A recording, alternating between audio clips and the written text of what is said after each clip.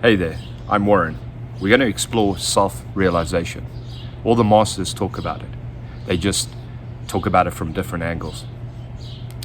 What are you realizing? Your true nature. Self-realization implies that there's a false self. You could call it having an awakening. Having an awakening implies that there is some part of you that's asleep. So let's explore what that part is. It's the egoic conditioned behaviors. Let's look at that. Let's break that down. Okay, let's go all the way from when you're a baby. When you're a baby, you have no preference. There's no language, there's no like or dislike, there's no love or hate. You are neutral. You completely operate on survival. Within the first 2 weeks, we provide you with a birth certificate, name, place of birth, date of birth, region of birth, race, mother's name, father's name. So we provide you, or we get provided with a whole host of identifications that we'll carry forward within our life, all provided to us. We then go into our family structure, and depending on what that looks like, we start to understand dislike and like, good and bad, right and wrong, etc. All again provided to us, conditioned into us. We then get put into school, and the government, the educational department of the government decides what we're going to be educated with. And depending on where you are in the world, that education will look different. We don't question it. We just go through the process. All conditioned, all an accumulation of knowledge. We then get provided with the religion, and it depends on where you are in the world. If you're in the Western world, you'll get indoctrinated with Christianity. If you're in India, Hinduism, or Muslim.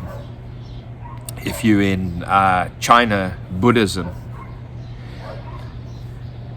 We all get taught that we have to go on blind faith. Don't question any of it. As you interact with the world, you start to develop emotional bodies and personalities. You gravitate towards your desires, your pleasures, and you try and avoid or move away from painful situations. We become so strongly identified with all of this, and we don't question any of it, all of which has been provided by the outside world. If you're good at something, you're forced as an example, then you feel good about it, right? And if you're in a race and you're the last one, then you feel bad about yourself. So self-worth starts to develop.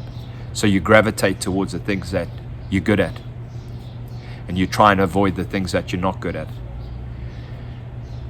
We then have interactions with each other, and all of this generates experience. And from those experiences, as we get older, we then start to really develop what we like and don't like, and we start to gravitate very strongly towards the things that we like.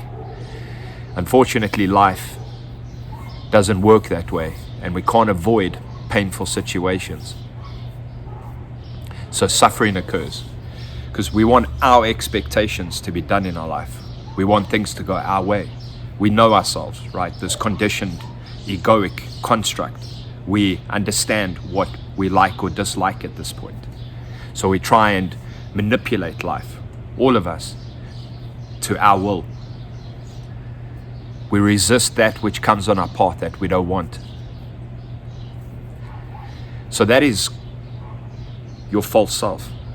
And if you look at your own self, you'll see that all of what you like or dislike, all your personality bodies, all your conditioning has been provided to you, which makes you, right? So what is self-realization? What is your true self?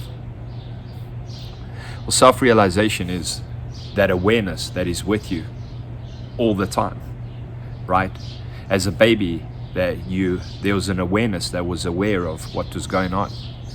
As you get to 5 years old, you've now been conditioned with knowledge. Your body has changed. Your personality's changed. Your thoughts have changed.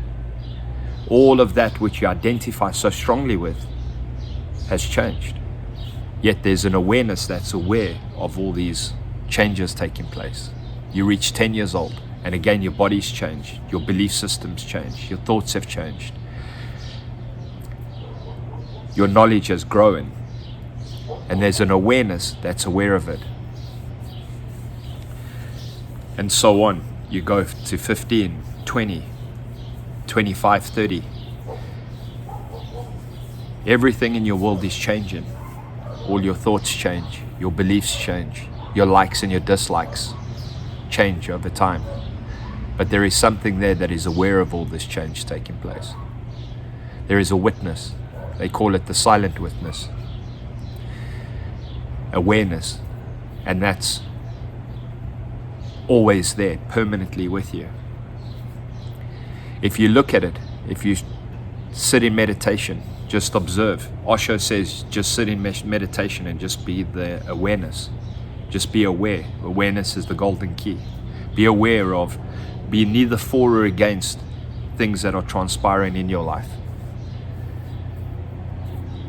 If you look at Ramana Maharshi, he talks about the direct path, which is just focus on the I am. Not I am this or I am that.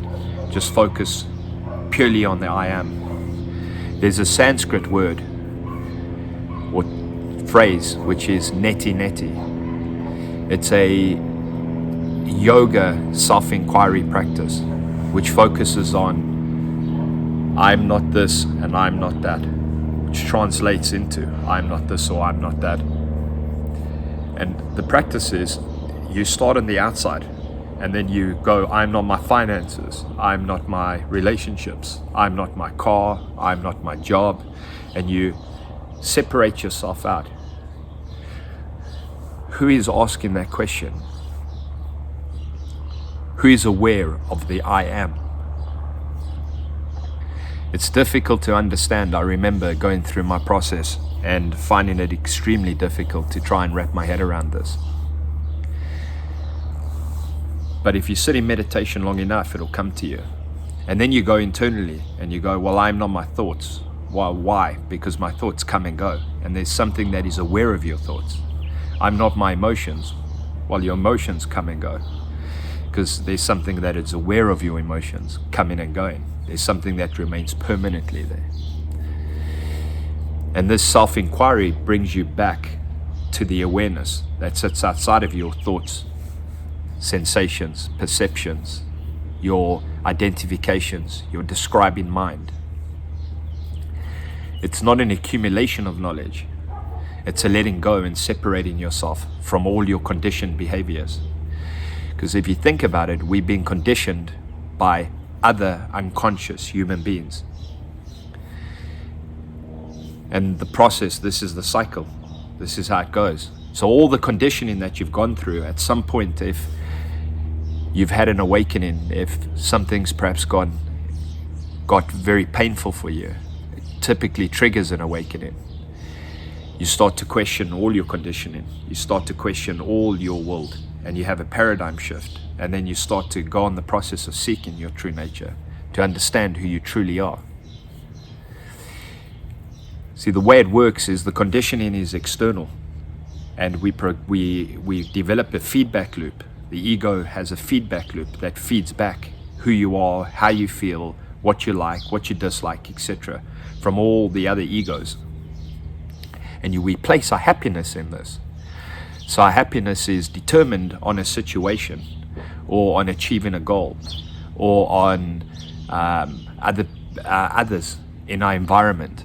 If they do this, we're happy. If they don't meet our expectation, then we're dissatisfied. And bearing in mind that the ego can never be satisfied. So our expectations are constantly shifting and moving. And we don't express that out to anybody else. We just become unhappy, or suffering occurs in our world. So one of the things that you can do, and there's many practices that you can develop and adopt. There's a lot of spiritual teachers and spiritual masters that talk about different techniques, and you really got to find what works for you. It's not a one size fits all. But what worked for me is sitting in meditation and just becoming the awareness, just observing my thoughts come and go, and focusing on my breath in and out. And you will go on thought trains, and that's okay. You can't fight your mind, and I strongly recommend you not doing that. It's an impossibility to do. You can't fight your mind. So you just have to become the awareness, like you're watching traffic. The cars come and go, like your thoughts come and go. If you get an emotion that comes up, no matter what it is, don't try to change it.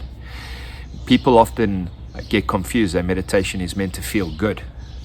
So you sit in meditation and it's meant to be peaceful, and it's not the way it works. Meditation is meant to be whatever comes up. You just got to sit and observe it, no matter what the feeling is. It's there to be looked at.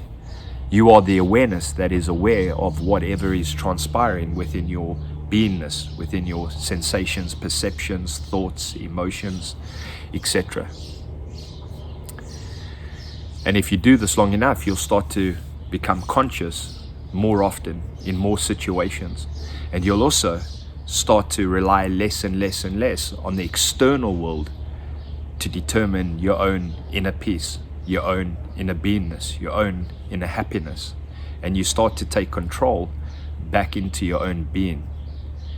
And you start to reside back, slowly back, very subtly back into your awareness.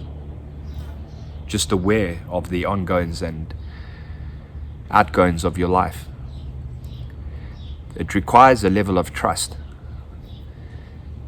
because as life unfolds, to not get stuck in emotionally, stuck into the different experiences that you're having, you have to have trust that the universe is providing exactly what you need on your path at the exact time you need it.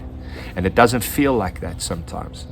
So you have to believe that that is happening, and you have to have trust, and you got to say, okay, the universe's will, I'll let be done in my life. Thy will be done.